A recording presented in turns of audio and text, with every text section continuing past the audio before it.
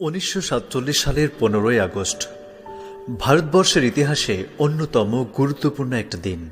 কারণ এই দিনে এক দীর্ঘ রক্তক্ষয়ী সংগ্রাম এবং আন্দোলনের ফলে ভারত অর্জন করে তার কাঙ্ক্ষিত স্বাধীনতা। এই দিনেই ব্রিটিশ শাসন থেকে মুক্তি পায় ভারতবর্ষ। আর স্বাধীনতা প্রাপ্তির পর ভারতের সবচেয়ে জরুরি হয়ে পড়েছিল যে বিষয়টা, সেটা হচ্ছে দেশ পরিচালনা কিংবা শাসন করার জন্য নির্দিষ্ট কিছু নিয়মকানুন।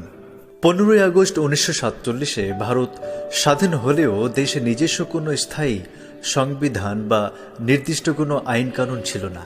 দেশের প্রধান হিসেবে তখনও বহাল ছিলেন ষষ্ঠ জর্জ এবং লর্ড মাউন্টব্যাটেন ছিলেন এর গভর্নর জেনারেল।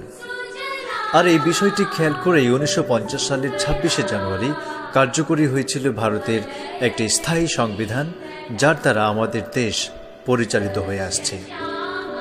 এখানে দুটি প্রশ্ন খুব গুরুত্বপূর্ণ হতে পারে। তার একটি হচ্ছে 1947 সালের 15ই আগস্টের পর থেকে 1950 সালের 26শে জানুয়ারি পর্যন্ত কিসের ভিত্তিতে আমাদের দেশ পরিচালিত হতো, এবং আরেকটি প্রশ্ন হচ্ছে আমাদের দেশের সংবিধান কার্যকরী হয় একটি নির্দিষ্ট দিনে, অর্থাৎ 1950 সালের 26শে জানুয়ারি। দিনটি 1950 সালের 26শে জানুয়ারিতেই বা হলো কেন, অন্য দিনে নয় কেন? এই প্রশ্নের উত্তরে বলতে হয়, আমাদের দেশ ভারতবর্ষ যখন ব্রিটিশ শাসনের অধীনে ছিল তখন একটি আইনের মাধ্যমেই আমাদের দেশকে পরিচালনা করা হতো। আর সেই আইনটির নাম হচ্ছে গভর্নমেন্ট অফ ইন্ডিয়া অ্যাক্ট, অর্থাৎ ভারত সরকার আইন কিংবা ভারত শাসন আইন, যেটা 1935 সালে গৃহীত হয়েছিল। তারপর থেকে, অর্থাৎ 1935 সালের পর থেকে 1950 সালের 26শে জানুয়ারি পর্যন্ত ভারতবর্ষ সেই আইন দ্বারাই নিয়ন্ত্রিত হতো। পরের বিষয়টি হলো 26শে জানুয়ারি দিনটিকে সংবিধান কার্যকর করার জন্য বেছে নেওয়া হলো কেন? ওই দিনটিকে বেছে নেওয়া হয়েছিল কারণ 1930 খ্রিস্টাব্দে ওই একই দিনে 26শে জানুয়ারি ভারতীয় জাতীয় কংগ্রেস পূর্ণ স্বরাজের দাবিতে তথা স্বাধীনতার জন্য দৃঢ় সংকল্প ঘোষণা করে এবং সেই সংকল্পটি ওই দিনেই গৃহীত হয়েছিল। তাই স্বাধীনতা পরবর্তী সময়ে যখন সংবিধান কার্যকরের বিষয়টি এলো, তখন 1930 সালের সেই দিনটিকে গুরুত্ব দিয়ে 1950 সালের 26শে জানুয়ারি সেই একই দিনে ভারত সরকার সংবিধান প্রণয়ন করে। সংবিধান কার্যকরী হওয়ার ঠিক 2 মাস আগে, অর্থাৎ 1949 খ্রিস্টাব্দের 26শে নভেম্বর গণপরিষদ কর্তৃক ভারতের সংবিধান অনুমোদিত হয়। 1947 খ্রিস্টাব্দের 28শে আগস্ট একটি স্থায়ী সংবিধান রচনার জন্য ড্রাফটিং কমিটি গঠন করা হয়েছিল। এই কমিটির চেয়ারম্যান ছিলেন ভীমরাও রামজি আম্বেদকর। 4 নভেম্বর 1947 সালে কমিটি একটি খসড়া সংবিধান প্রস্তুত করে গণপরিষদে জমা দেয়। চূড়ান্তভাবে সংবিধান গৃহীত হওয়ার আগে 2 বছর 11 মাস 18 দিন ব্যাপী সময়ে গণপরিষদ এই খসড়া সংবিধান আলোচনার জন্য 166 বার অধিবেশন ডাকে।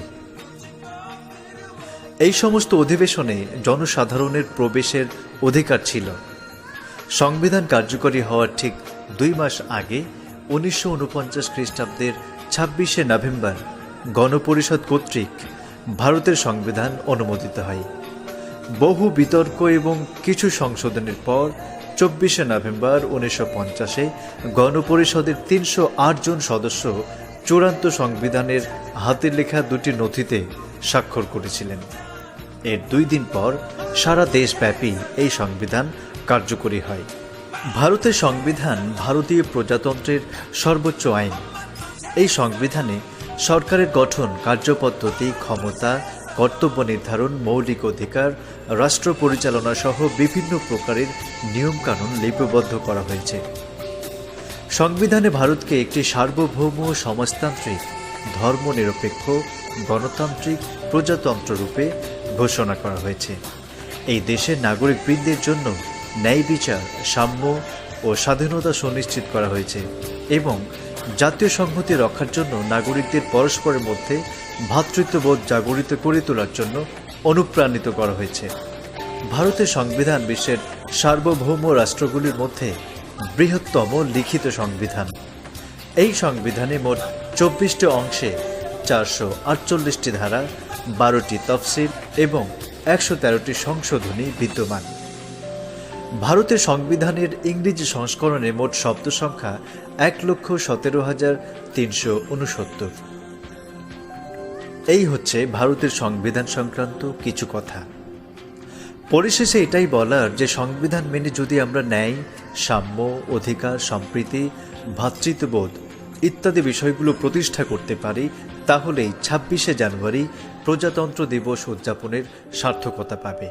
নচেত এই উদযাপন শুধুমাত্র লৌকিকতায় পর্যবসিত হবে। সুতরাং আসুন সংবিধানকে সামনে রেখে, সংবিধানকে মান্যতা দিয়ে আমরা দেশকে আরও উন্নততর জায়গায় নিয়ে যাই। জয় হিন্দ।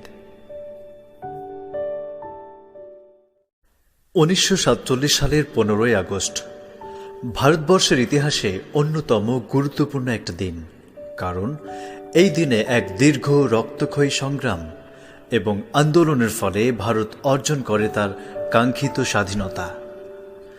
এই দিনেই ব্রিটিশ শাসন থেকে মুক্তি পায় ভারতবর্ষ।